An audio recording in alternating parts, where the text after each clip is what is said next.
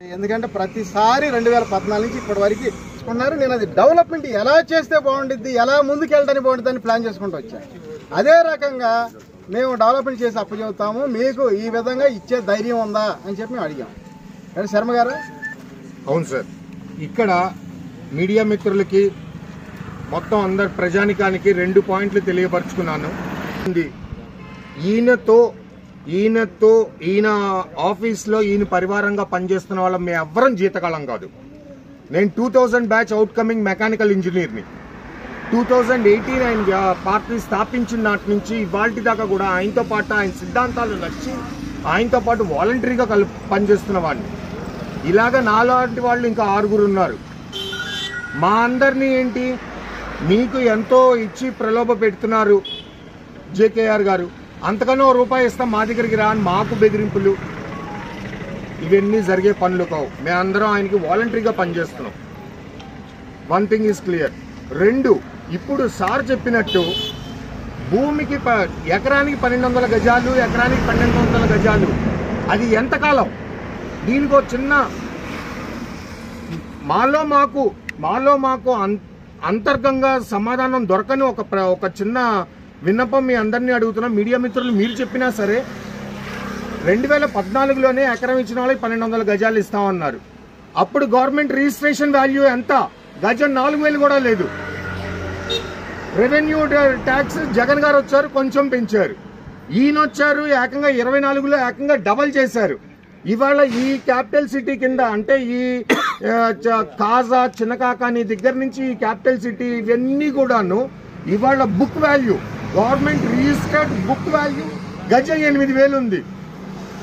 అంటే ఎంత?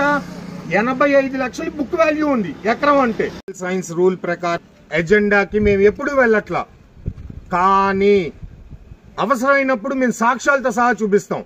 మాకు బెదిరింపు మెసేజ్లు, వాళ్ళు మమ్మల్ని వచ్చి బెదిరించిన రోజున మేము తీసిన వీడియో, ప్రముఖులు పేర్లతో సహా ఈ మాటగా చెప్తున్నా, ప్రముఖులు, రూలింగ్ పార్టీ ప్రముఖులు ప్రెస్ మీట్ పెట్టిన ప్రతి తడవ వచ్చి పర్సనల్ గా మాట్లాడండి, మనం ఒక అండర్స్టాండింగ్ కు వద్దాం అని మాకు పెట్టిన మెసేజ్లు మా దగ్గర ఇంకా సేవ్డ్ మోడ్ లో, అలానే వాట్సాప్ మోడ్ లో వాళ్ళు పెడతారు. మేము చూసుకోగానే వాళ్ళకి బ్లూ టిక్ రాగానే వాళ్ళు డిలీట్ చేస్తున్నారు. మేము అందుకనే అవి స్క్రీన్ షాట్లు తీసి మా మెయిల్ ఐడిలో భద్రపరుచుకుని ఉంచాము. ఇదే ప్రశ్న అఫీషియల్ గా గనక సమాధానం చెప్పాల్సిన రోజున వస్తే ప్రింట్అవుట్లు చేసి ప్యాంప్లెట్లుగా మీ అందరికీ చూపిస్తాం. అప్పటిదాకా వ్యక్తిగత విమర్శల్లోకి మేము వెళ్ళట్లేదు. చివరి ఆఖరి దాకా కూడా మేము ఫాలో అయ్యే first and foremost principle, Indian political science principle, వ్యక్తిగత విమర్శలు లేవు. జనం కోసం, జనం నాడితో, అంతే. ఇప్పుడు 1000 మంది రైతులు ఇబ్బంది పడుతున్నారంటే 1000 మంది వచ్చి మీ ముందు మాట్లాడలేరు కదా. 1000 మంది బదులు ఈయన నుంచున్నారు. ఇప్పుడు చేసే 163 అంటే ఇన్నర్ రింగ్ రోడ్ పడినటువంటి మెయిన్ ల్యాండ్ ఏరియాలో ఫస్ట్ పూలింగ్ కి అలాట్ అయినటువంటి ల్యాండ్ ఏరియాలో 5 ఎకరాలు, రెండో పూలింగ్ కి అలాట్ చేసుకున్నటువంటి 7 గ్రామాల్లో 2 ఎకరాలు ఇస్తామని చెప్పు, లేదంటే 3 CR ఇస్తాం, మొత్తం ఇంతటితో జారిపోమని చెప్పు. ఇండైరెక్ట్ వేలు నా ద్వారా వెళ్ళినాయి. వాటి ప్రూఫ్లు కూడా ఉన్నాయి, వాయిస్ రికార్డులు పెట్టుకున్న ప్రూఫ్లు కూడా ఉన్నాయి. నేను అందుకని అంత కంటాబట్టిగా చెప్తున్నా. అది ఏ రోజైతే ఆయన తెలియపరచు, ఎందుకంటే ఒకటి, ఐఎమ్ ఓన్లీ అడ్మినిస్ట్రేటివ్ పర్సన్ పార్టీకి. నేను పార్టీకి సంబంధించిన ఎమ్మెల్యే క్యాండిడేట్ని కాదు, ఎంపీ క్యాండిడేట్ని కాదు. ఇలాంటి వ్యవహారాలు ఎందుకు తీసుకొస్తున్నాం ముందు నా దాకాను అని ఇదే నేను వాళ్ళకి తెలియపరచాలి. వాళ్ళకి తెలియపరిచేటప్పటికీ ఇదే శిబిరం మీదకి నిన్న శనాదివారాల్లో 4 క్యాండిడేట్లు 5 చొప్పున 4-5 వచ్చి warning, face to face warning ఇచ్చిన వాళ్ళు ఉన్నారు. సార్ వాళ్ళ బౌన్సర్లు కాపాడడంతో వాళ్ళు వెనక్కి తగ్గి వెళ్ళారు. నేనైతే కూడా చెప్పా, బెదిరింపులకు భయపడేవాడిని కాదు, అట్లాగే పావులా డబ్బులు 10 రూపాయల పదవుల కోసం ఆశపడేవాడిని కాదు. ఏదన్నా రైతుల పక్షాన, ప్రజల పక్షాన నిలబడి పోరాటం చేయడానికి సిద్ధం అని చెప్పి నేను ఎప్పుడు చెబుతున్నా మీడియా మిత్రులకి, అందరికీ తెలుసు. నేను ఆ రోజు నుంచి ఈ రోజు వరకు గంటాపదం చెప్తానే ఉన్నా. బెదిరింపులు అంటే నేను భయపడాల్సిన అవసరం లేదు. ఎందుకంటే ప్రజల అండ, దేవుడు ఆశీస్సులు ఉన్నంత వరకు ఎవ్వరు ఏమి చేయలేరు. ఎందుకంటే నిజాయితీగా ఆంధ్ర రాష్ట్ర సమితి పార్టీ స్థాపించి ప్రజల కోసం పోరాటం చేస్తూ ఉన్నాం. ఎన్నోసార్లు ఆఫర్లు ఇస్తామన్నారు. నాకైతే ఇవన్నీ వద్దండి. మేము ఏదైతే డిమాండ్ చేస్తున్నామో అవి నెరవేర్చడం చాలు. లేదు ఎకరానికి ₹1,00,00,000 ఇచ్చి 1,250 గజాలు ఇచ్చి డెవలప్మెంట్ చేసి ఈ ప్రభుత్వానికి 10 లక్షల కోట్ల ఆస్తి అప్పచెబుతాం. మాకు సలహా మేనేజ్మెంట్ 175కు 175 సాధించే టైం వచ్చిందండి సీఎం గారు. చెప్తా ఉన్నా, మీరు ఫస్ట్లో నార్మల్గా డెవలప్ చేస్తేనే 23 వచ్చినాయి. ఆ తర్వాత జగన్ గారు 3 రాజధానులంటే ఆటంకం కలిగిస్తున్న వ్యక్తులు ఎవరు? ప్రజలందరికీ ఏఆర్ఎస్ అంటే ఎవరో, ఈ జేకేఆర్ అంటే ఎవరో అర్థమైపోయింది. ఎందుకంటే ప్రజల కోసం, రైతుల కోసం ఇంత కష్టపడి ఇలాంటి వ్యక్తి కావాలి మనకి అని ప్రతి ఒక్కళ్ళు కూడా అనుకుంటా ఉన్నారు. ఇలాంటి కష్టం నేను ఎక్కడైనా సమస్య వస్తే ఆ సమస్యకి నేను నిలబడి పోరాటం చేయడానికి సిద్ధం అని చెప్పి నేను చెప్తా ఉన్నాను. సీఎం గారికి మనం స్పష్టమైన హామీ ఇవ్వాల్సింది ఏంటంటే ప్రాంతాలు డెవలప్ అవ్వటం వల్ల జగన్ గారికి ఏమన్నా 175కి 175 వచ్చినాయా? రాలేదు కదా. మళ్ళీ వీళ్ళకి ఇప్పుడు ఎందుకు భయం? ఆయన 3 రాజధానులు, ఈయన 3 జోన్లుగా ప్రకటిస్తానంటున్నాడు. ఇంకా జగన్ గారు చేసిన పని కానీ చంద్రబాబు నాయుడు గారు చేసిన పని పెద్ద తేడా లేదుగా. అంటే ఆయన 11 వచ్చినాయి కానీ నాకు కూడా 5 వస్తే చాలని ఒప్పుకుంటున్నాడా బాబు గారు? ఒప్పుకున్నట్టే ఉంది. చూస్తుంటే నాకు 5 వచ్చినా చాలు, నేను డెవలప్ చేయను అన్నట్టే ఉంది.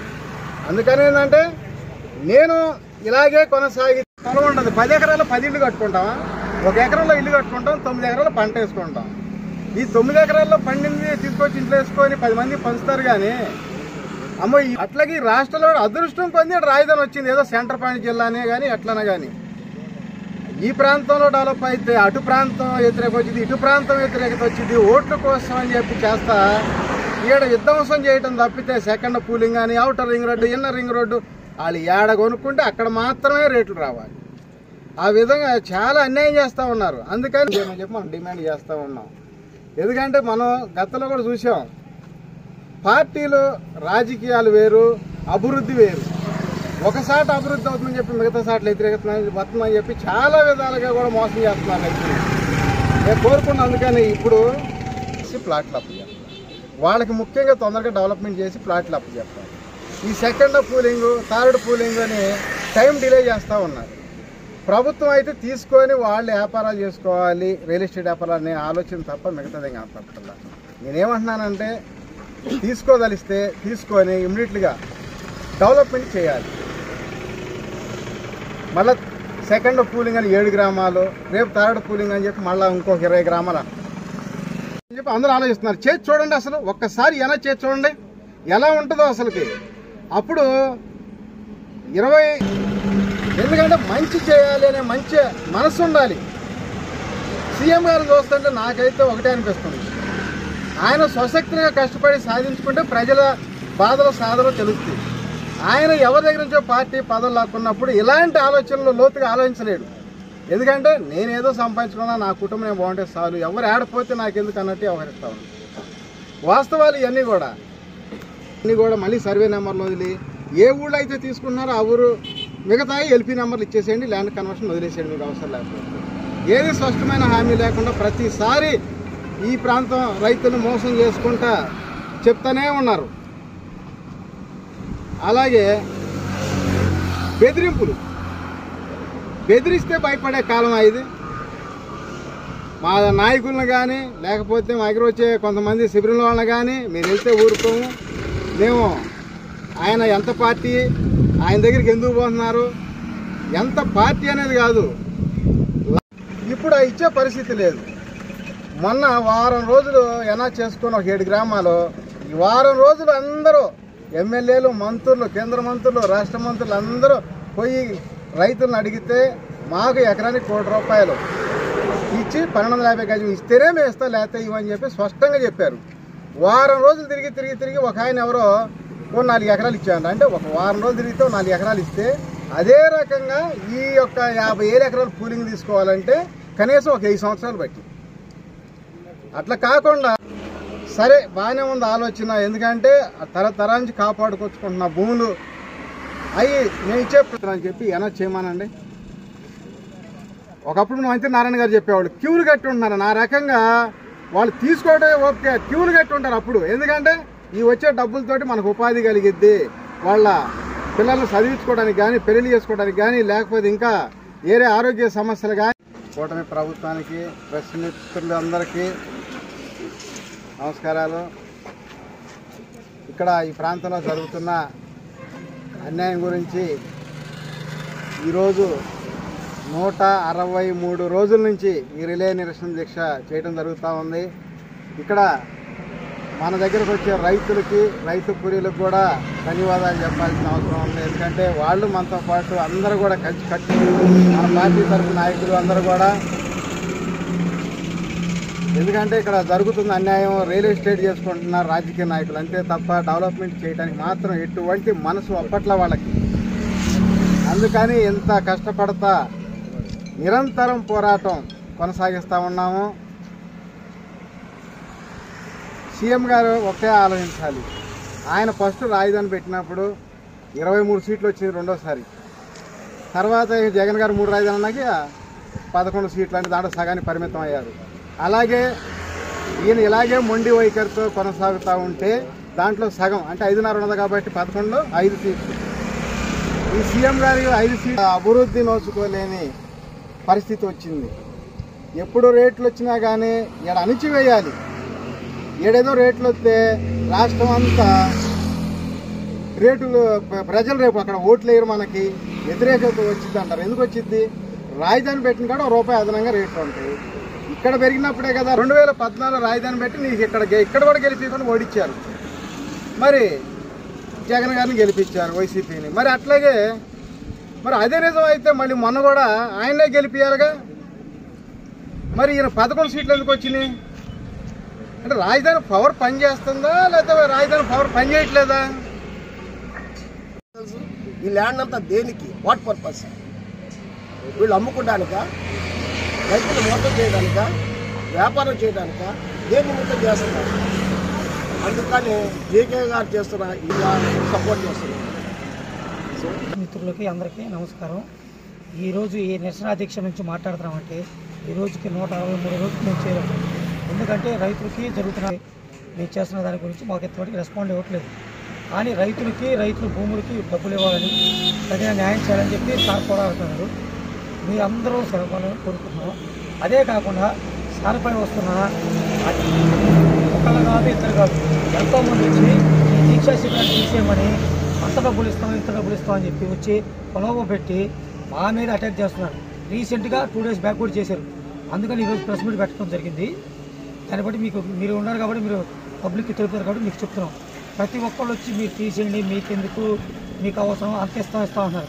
వాళ్ళు ఇచ్చే రూపాయికి పావులకి సార్ గారు అయితే లోపడలేదు.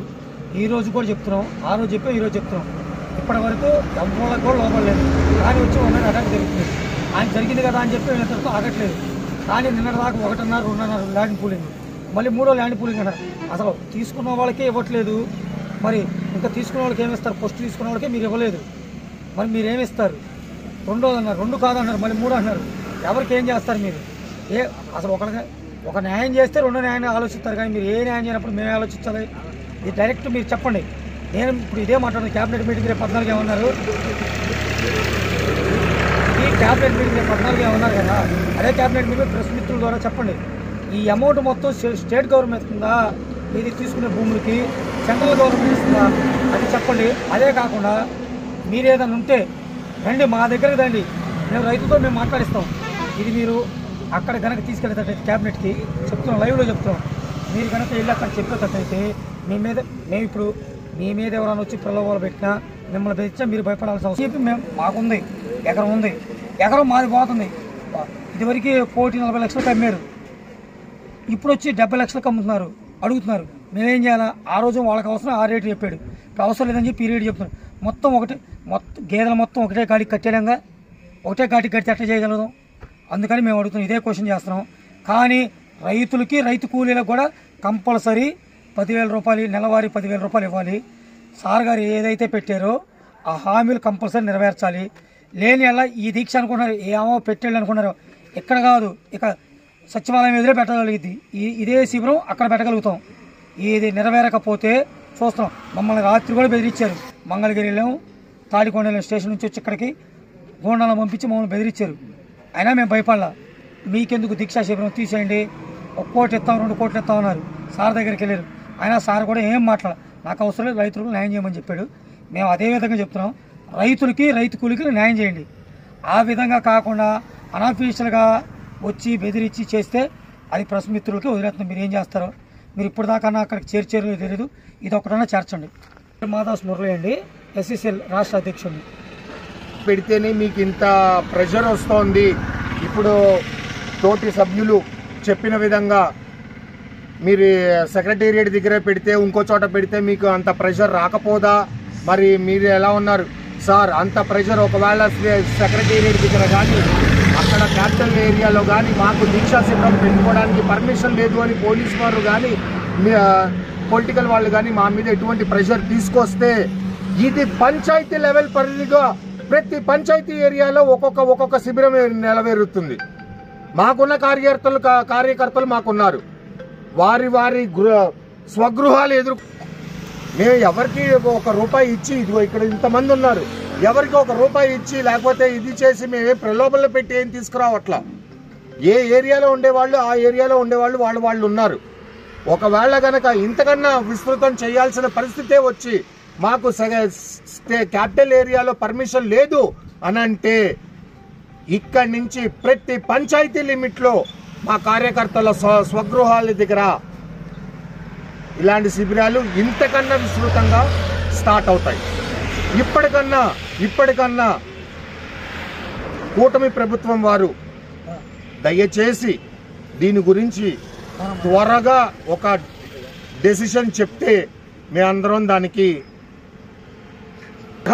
వహిస్తామని చెప్పట్లా. ఎందుకంటే అది రైతు కడుపు కొట్టేటట్టుంటే కండిషన్ సప్లై రైతు కూలీకి 10,000 వచ్చి తీరాలి. దాని తర్వాతే పై మాట ఏదైనా. 12 గజాల భూమి ఇవ్వాలి. ఎంతమంది కూలీలు ఉంటే అంతమందికి 10,000 ఇవ్వాలి. అది మేము డిమాండ్ చేస్తాం. సరే ఓకే. రాజధాని రైతులకు ఎకరానికి 1 కోటి రూపాయలకి 250 గజం ఇవ్వాలి. రైతు కూలీలకు నెలకు 10,000 రూపాయలు ఇవ్వాలి. రాజధాని రైతులకు ఎకరానికి 1 కోటి రూపాయలకి 250 గజం ఇవ్వాలి. రైతు కూలీలకు నెలకు 10,000 రూపాయలు ఇవ్వాలి. రాజధాని రైతులకు ఎకరానికి 1 కోటి రూపాయలకి 250 గజం ఇవ్వాలి. రాజధాని రైతులు ఎంతమంది ఉంటే అంతమందికి కూలీలకి నెలకు 10,000 రూపాయలు ఇవ్వాలి. ఓకే రైట్ రండి.